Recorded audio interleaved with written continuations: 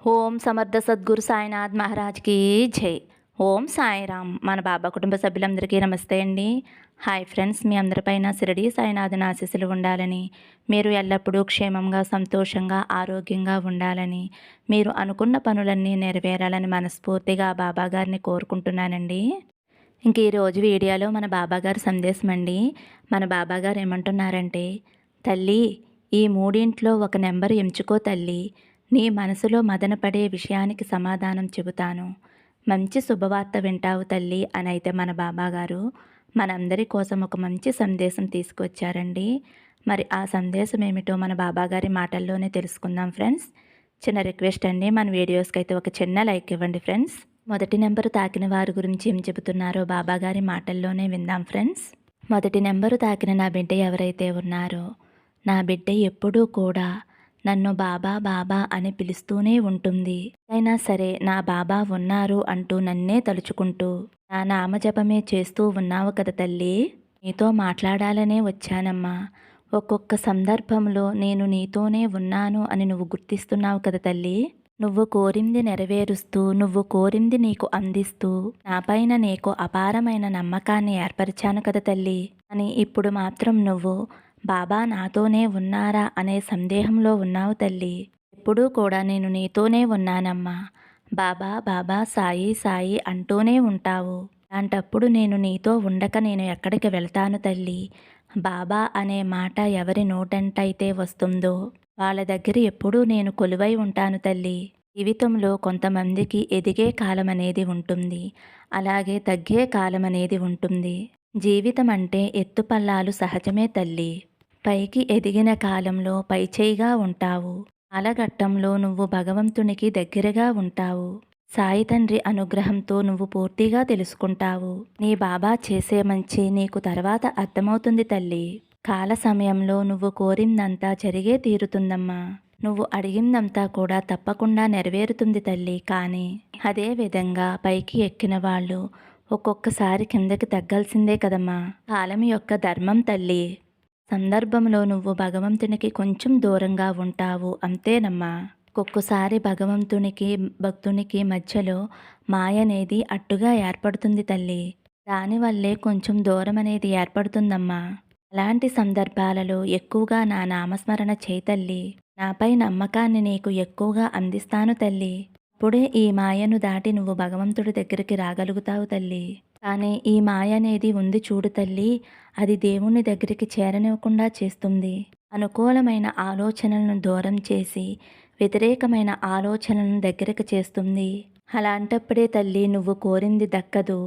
నువ్వు నమ్మిన సాయి నీ చెయ్యి వదిలేశాడు అనే గందరగోళంలో నీ మనసు అనేక రకాలుగా అయిపోతుంది తల్లి.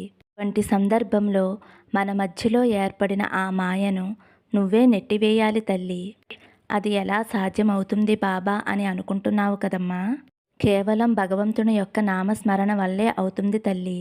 మాయ నిన్ను ఏమీ చేయనివ్వదు, అన్నిటిలోనూ అడ్డుగా వస్తుంది. కాబట్టి నువ్వే మొండి ధైర్యంతోటి ముందుకి సాగాలి తల్లి. అప్పుడే నీ జీవితం అద్భుతంగా ఉంటుంది తల్లి.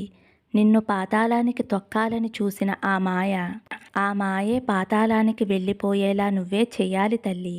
నువ్వు నమ్మే ఈ గురువు ఎప్పుడూ నిన్ను రక్షించటానికి సిద్ధంగా ఉంటాడు తల్లి. ఎలాంటి సందర్భంలోనైనా సరే నీకు తోడుగా ఉంటానమ్మా. ఏది మంచి ఏది చెడు అని నీకు చెప్పటానికి నీ బాబా తండ్రి నీకు తోడుగా ఉంటాడమ్మా. అందుకే తల్లి నీ వద్దకు వచ్చాను ఇలాంటివన్నీ చెప్పటానికి. మాయ నిన్ను ఇబ్బంది పెడుతుంది అన్న సందర్భాలలో నువ్వు నా దేవాలయానికి వెళ్ళాలి తల్లి. దైవ సన్నిధానానికి వెళ్ళి భగవంతునికి సేవ చెయ్యమ్మా. భగవంతుణ్ణి ఎక్కువగా ఆరాధన చెయ్యి.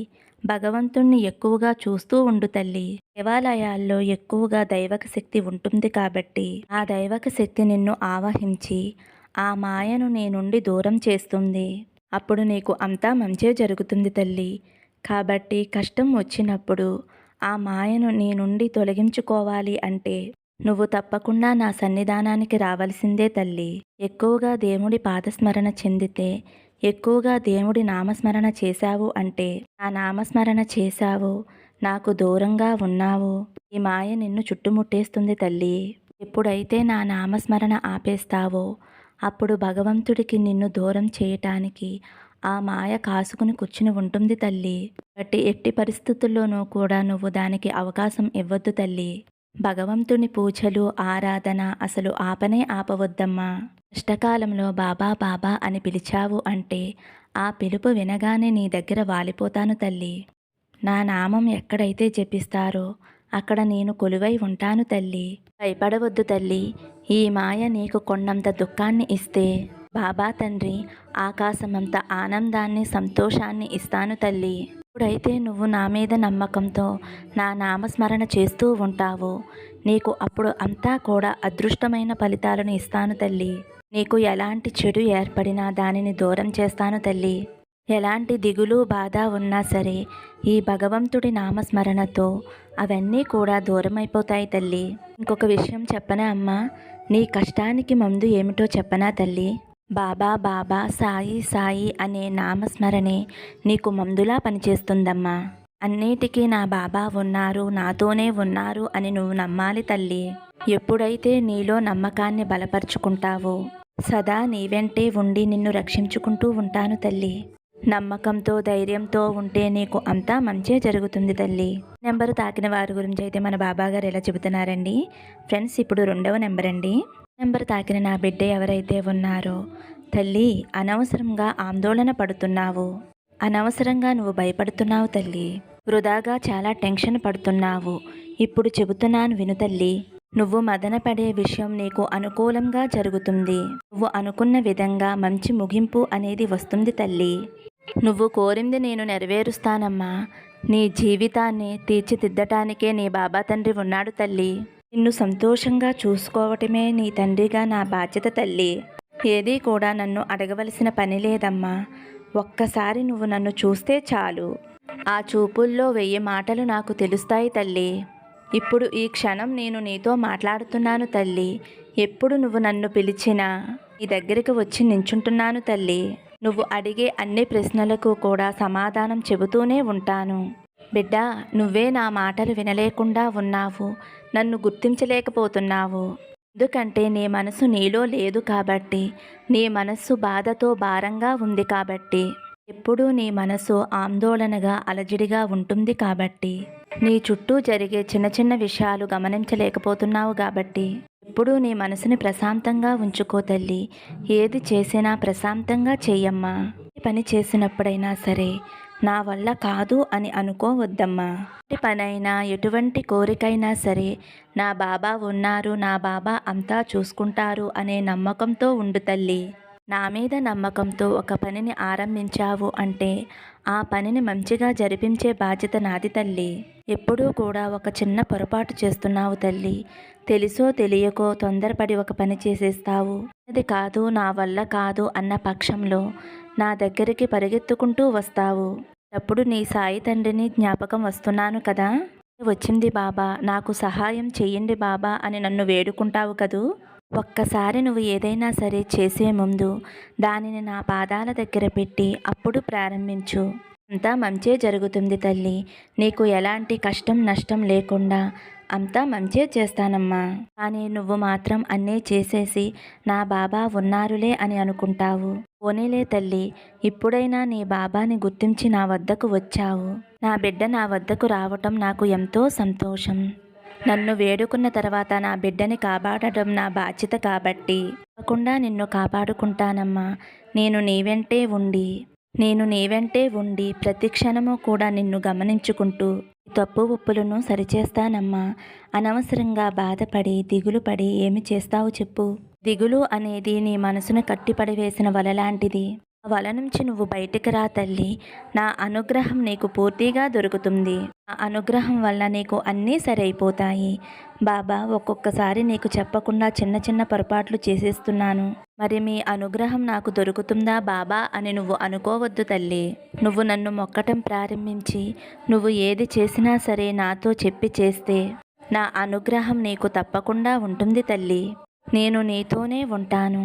నా పాదాలను తాకిన నీకు నా దోషాలు ఉన్నా, పాపకర్మలు ఉన్నా అన్నీ తొలగిపోతాయి తల్లి. కుంగిపోవటానికి, దిగులు పడటానికి ఏమీ లేదు తల్లి. నువ్వు అనుకునే ఆ విషయం తప్పకుండా నిశ్చయంగా నెరవేరుతుంది తల్లి. నేను చెప్పే మాటలు విన్నావు అంటే నువ్వు నాతో మాట్లాడుతున్నావు అని అర్థం తల్లి. నీ మనసు నిండుగా ఆనంద కన్నీరు వస్తుంది. నీకు రాబోయే కాలం ఆనందంగా ఉంటుందమ్మా. ఇప్పుడు నీ మనసు కుదిరిపడిందా తల్లి? అన్ని విషయాలకి కూడా సమాధానం దొరికింది కదా తల్లి. నీ కోరిక నెరవేరుతుంది అనే నమ్మకం వచ్చిందా అమ్మా? ఇక నుంచి సంతోషంగా ఆనందంగా సకల సంపదలతో అష్టైశ్వర్యాలతో నీ కుటుంబంతో కలిసి సంతోషంగా ఉంటావు తల్లి. ప్రస్తుత పరిస్థితులు చూసి కలవరపడకు తల్లి. రాబోయే ఆనందకరమైన రోజులు గడపటానికి సిద్ధంగా ఉండమ్మా. నీ బాబా తండ్రి నీతో ఉండగా భయమెందుకమ్మా?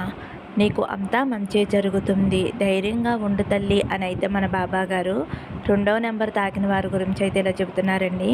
ఇప్పుడు 3వ నెంబర్ అండి. 3వ నెంబర్ తాకిన నా బిడ్డ ఎవరైతే ఉన్నారో, బాబా నాకు అడుగడుగునా కూడా పరీక్షలేనా, ప్రతి క్షణము కూడా ఒక గండంగా గడుస్తుంది తండ్రి. ఎప్పుడు ఏ కోసానా కూడా నా జీవితంలో సంతోషం అనేది కనిపించటం లేదు తండ్రి. నాకు బ్రతుకు మీద ఆశ చచ్చిపోతుంది తండ్రి. కానీ మీరు చెప్పే సందేశాలు వింటే ఎప్పుడైనా ఏ క్షణంలోనైనా మంచి జరుగుతుందేమోనని మళ్ళీ చిన్న ఆశ చిగురుస్తుంది. కానీ కళ్ళు కాయలు కాసేలా ఎదురు చూసినా సరే నా జీవితంలో మార్పు అనేది రావటం లేదు తండ్రి.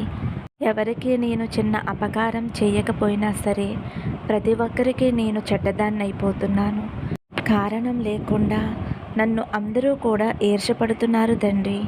ఈ బాధ నేను తట్టుకోలేకపోతున్నాను తండ్రి అని ఎంతగానో బాధపడుతున్నావు కదమ్మా. తల్లి, జీవితం చాలా విలువైనదమ్మా. ఎవరో నిన్ను చిన్న చూపు చూశారని, అవమానించారని, నిన్ను బాధ పెట్టారని బ్రతుకు మీద ఆశ వదులుకోవటం ఎంతవరకు కరెక్ట్ తల్లి? ఒక చిన్న విషయం చెప్తాను, గుర్తించుకో అమ్మా. విత్తనం మట్టిలో ఉండగానే చీమలు పురుగులు తినేయాలని చూస్తాయి. వాటిని తప్పించుకుని మొలకెత్తుతూ ఉంటే పక్షులు దాన్ని పసిగట్టి పొడిచి తినేయాలని చూస్తాయి. తర్వాత అది పెరుగుతూ ఉంటే పశువులు దానిని పట్టబోతాయి.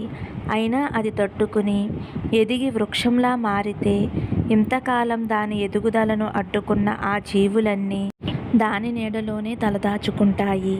అదేవిధంగా నీ ఎదుగుదలను చూసి ఈర్ష్యపడిన వారే నీ సాయం కోరుతారు.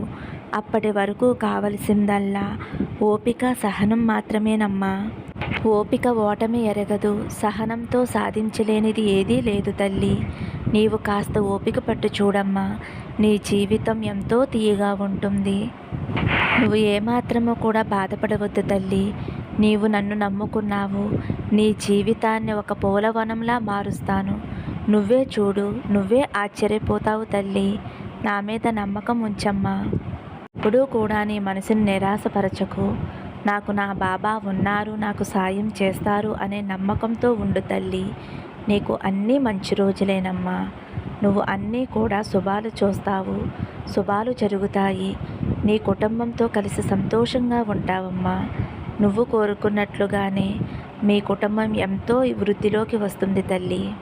కాబట్టి నా మీద నమ్మకంతో ధైర్యంగా ఎదురుచూడు తల్లి. వచ్చే మంచి రోజులను ఆహ్వానించు.